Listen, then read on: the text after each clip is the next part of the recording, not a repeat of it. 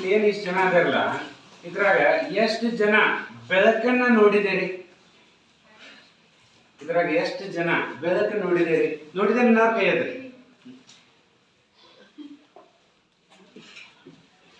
Okay, ಹಾಗಾದ್ರೆ ಬಹಳ ಜನ ಬೆಳಕು ನೋಡಿದೆ ನನ್ನ. ಆದ್ರೆ ನಿಜವಾಗಿ ನಾನ ಇನ್ನೂ ಮಟ್ಟ ಒಮ್ಮೆ ಬೆಳಕು ನೋಡಿಲ್ಲ. ಗೊತ್ತಾಯ್ತು? ನಾನ ಸಹಿತ ಬೆಳಕು ನೋಡಿಲ್ಲ. ಹಾಗಾದ್ರೆ ಇದನ್ನ ನಾವು ಬೆಳಕನ್ನ ನೋಡಿಲ್ಲ ಅನ್ನೋದನ್ನ ನಾನು ಇಲ್ಲಿ ಪ್ರಯೋಗದ ಮೂಲಕ ನಿಮಗೆ ತೋರಿಸ್ಕೊಡೋದು. ಇವತ್ತಿನ ಪ್ರಯೋಗ ಏನು? ನಾವು ಯಾರು ಬೆಳಕನ್ನ ನೋಡಿಲ್ಲ ಅನ್ನೋದನ್ನ ಪ್ರೂವ್ ಮಾಡಬೇಕಾಯ್ತು. ನಾನು ಹೆಂಗ್ ಅನ್ನೋದನ್ನ ಇಲ್ಲಿ ತಾವು ಗಮನಿಸ್ರಿ. ಓಕೆ, ನೀವಿಬ್ರು ಈ ಕಡೆ ಬೇಕು. ಓಕೆ, ನೋಡಿ ನನ್ನ ಹತ್ರ ಈ ಪ್ರಯೋಗಕ್ಕಾಗಿ ನಾನು ಏನ್ ಮಾಡತ್ತೀನಿ ಅಂದ್ರೆ ಒಂದು ಲೇಸರ್ ಅನ್ನ ಬಳಕೆ ಮಾಡೋದು. ಹೌದಾ?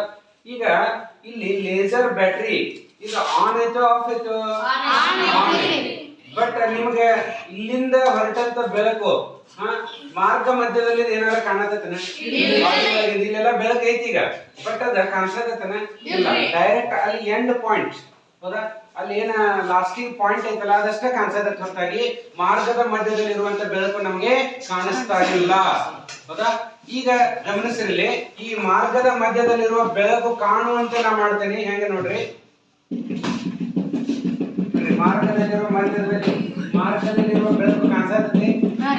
ಯಾವಾಗ ಕಾಣಿಸಕೈತಿ? ಅದು ಡಸ್ಟರ್ನ ಏನೋ ಒಂದು ಧೂಳು, ಹೌದಾ, ಇಲ್ಲಿ ಬಂದಾಗ ಈ ಪಥ, ಈ ಬೆಳಕಿನ ಪಥ ಅಂತಕ್ಕಂಥದ್ದು ಕಾಣಿಸ್ತಾ ಇದೆ. ಇದು ಏನ್ ಪ್ರೂವ್ ಮಾಡ್ತೈತೆ ಹಂಗಾದ್ರೆ? ನೋಡ್ರಿ, ಈಗ ಆನ್ ಇದೆ, ಹೌದಾ, ಬಟ್ ಕಾಣಿಸ್ತಾ ಇಲ್ಲ, ಮಾರ್ಗ ಕಾಣಿಸ್ತಾ ಇಲ್ಲ. ಅರ್ಥಾತ್ ಈಗ ಬೆಳಕು ಬರತೈತೆ ಇಲ್ಲೋ? ಇಲ್ಲಿ ಬೆಳಕು ಬರತೈತಿ, ಬಟ್ ಅದು ನಮ್ಗ ಕಾಣಿಸ್ತಾ ಇಲ್ಲ. ಯಾವಾಗ ಬೆಳಕಿನ ಮಾರ್ಗದ ಮಧ್ಯದಲ್ಲಿ ಧೂಳಿನ ಕಣಗಳು ಬರ್ತಾವ ಅವಾಗ ನಮಗದು ಬೆಳಕು ಕಾಣಿಸ್ತದೆ. ಇದರ ಅರ್ಥ ಏನು? ನಾವು ಯಾರು ಬೆಳಕನ್ನ ನೋಡಿಲ್ಲ. ಹೌದಾ? ಸೂರ್ಯನಿಂದ ಬರುವಂತ ಬೆಳಕು ನೋಡ್ಲಿ, ಸೂರ್ಯನಿಂದ ಹೊರಟ ಬೆಳಕು ಭೂಮಿಯನ್ನು ಬಂದು ತಲುಪತೈತಿ. ಹೌದಾ? ಸೂರ್ಯನಿಂದ ಹೊರಟ ಬೆಳಕು ಇಲ್ಲಿಂದ ಇಲ್ಲಿ ಬರ್ಬೇಕಾದ್ರೆ ಈ ಮಾರ್ಗದಲ್ಲಿರುವ ಬೆಳಕು ನಮಗೆ ಕಾಣಿಸುವುದಿಲ್ಲ. ಯಾವಾಗ ಆ ಬೆಳಕು ಭೂಮಿಯ ವಾತಾವರಣವನ್ನು ಪ್ರವೇಶ ಮಾಡ್ತೈತಿ, ವಾತಾವರಣದಲ್ಲಿನ ಧೂಳಿನ ಕಣಗಳಿಂದಾಗಿ ಅದು ಚದುರಲ್ಪಡ್ತೈತಿ, ಅವಾಗ ನಮಗೆ ಅದರ ಪರಿಣಾಮ ಕಾಣಿಸ್ಲಿಕ್ಕೆ ಆರಂಭ ಆಗ್ತೈತಿ. ಈಗ ನಮ್ಮ ಸುತ್ತಮುತ್ತ ಇಲ್ಲಿ ಹಲವಾರು ವಸ್ತುಗಳನ್ನ ನಾವು ನೋಡ್ತೀವಿ. ಅವನ್ನ ನೋಡಿ ನಾವು ಏನ್ ಅನ್ಕೋತೀವಿ? ನಾವೆಲ್ಲರೂ ಬೆಳಕು ನೋಡಿದೇವೆ ಅಂತ ಅನ್ಕೋತೀವಿ.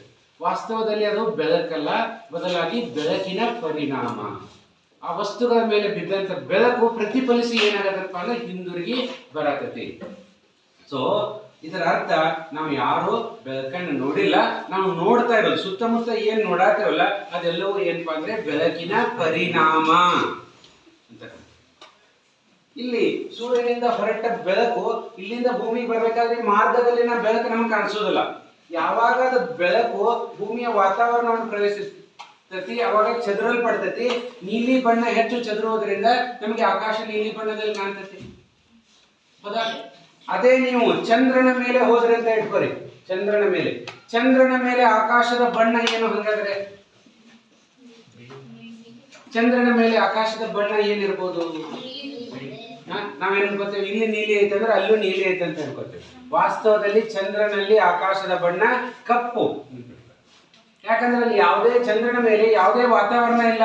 ವಾತಾವರಣ ಇಲ್ಲ ಅಂದಮೇಲೆ ಆ ಬೆಳಕು ಚದರಲ್ಪಡುವುದಿಲ್ಲ. ಸೊ ಹೀಗಾಗಿ ಅದಕ್ಕೆ ಬಣ್ಣ ಅಲ್ಲಿ ಇರೋದಿಲ್ಲ. ಸೊ ಚಂದ್ರನ ಮೇಲೆ ಆಕಾಶದ ಬಣ್ಣ ಏನು? ಕಪ್ಪು. ಭೂಮಿಯ ಮೇಲೆ ಆಕಾಶದ ಬಣ್ಣ ನೀಲಿ ಏಕೆ? ಯಾಕಂದ್ರೆ ಸೂರ್ಯನ ಬಿಳಿ ಬೆಳಕಿನಲ್ಲಿ 7 ಬಣ್ಣಗಳಿದಾವ. ಆ 7 ಬಣ್ಣಗಳಲ್ಲಿ ನೀಲಿ ಬಣ್ಣ ಹೆಚ್ಚು ಚದರಲ್ಪಡುವುದರಿಂದ ಅದು ನೀಲಿ ಬಣ್ಣದಲ್ಲಿ ಕಾಣ್ತಾ ಇದೆ. ಹಾಗಾದ್ರೆ ಆಕಾಶದ ಬಣ್ಣ ಮುಂಜಾನೆ ಮತ್ತು ಸಾಯಂಕಾಲ ಯಾವ ರೀತಿಯಾಗಿ ಕಾಣಿಸ್ತದೆ? ಕೆಂಪು ಬಣ್ಣ. ಹಾಗಾದ್ರೆ ಮಧ್ಯಾಹ್ನ ನೀಲಿ ಕಾಣ್ತಾ ಇರುವಂತ ಆಕಾಶ ಮುಂಜಾನೆ ಮತ್ತು ಸಾಯಂಕಾಲ ಕೆಂಪು ಬಣ್ಣದಲ್ಲಿ ಯಾಕೆ ಗೋಚರಿಸ್ತದೆ? ಇದಕ್ಕೆ ನೀವು ಏನ್ ಮಾಡ್ಬೇಕು ಅಂದ್ರೆ ಉತ್ತರವನ್ನ ಹುಡುಕೊಂಡು ಬರಬೇಕು. ಓಕೆ, ಸೊ ಈ ಒಂದು ಇನ್ಫಾರ್ಮೇಟಿವ್ ವಿಡಿಯೋ ನನಗೆ ಬೇಕಾಗಿರ್ತಕ್ಕಂಥ ಸಾಮಗ್ರಿ ಲೇಸರ್ ಟಾರ್ಚ್ ಅಂತ ಏನ್ ಕರಿತೀವಿ ಇದನ್ನ ತಂದು ಕೊಟ್ಟದಕ್ಕಾಗಿ ಮತ್ತೊಮ್ಮೆ ನಾವು ನಿಮ್ಮ ಸ್ನೇಹಿತರಿಗೆ ಧನ್ಯವಾದಗಳನ್ನು ತಿಳಿಸೋಣ. ನೋಡ್ರಿ, ಮತ್ತೊಮ್ಮೆ ತೋರಿಸ್ತಾ ಇದ್ದೀನಿ. ಈಗ ಲೇಸರ್ ಆನ್ ಇದ್ದಾಗ್ಯೂ ಸಹಿತ ಲೇಸರ್ ಆನ್ ಇದೆ, ಬಟ್ ನಮಗೆ ಅದು ಕಾಣಿಸ್ತಾ ಇಲ್ಲ. ಬಟ್ ಅದೇ ಲೇಸರ್ನ ಮಾರ್ಗದ ಮಧ್ಯದಲ್ಲಿ ಡಸ್ಟರ್ ಅದರಿಂದ ದೂರಿನ ಕಣಗಳು ಬರುವಂತೆ ಮಾಡಿದಾಗ ಮಾತ್ರ ಏನಾಗತ್ತಂದ್ರೆ ಗೋಚರಿಸ್ತದೆ. ಅದು ಒನ್ಸ್ ಅದು ದೂರಿನ ಕಣಗಳು ಹೋದ್ರೆ ಮತ್ತೆ ಬೆಳಕು ಕಾಣುವ ಪ್ರಮಾಣ ತನ್ನಷ್ಟಕ್ಕೆ ತಾನೇ ಏನಾಗತ್ತೆ ಅಂದ್ರೆ ನಿಂತು ಹೋಗ್ತದೆ.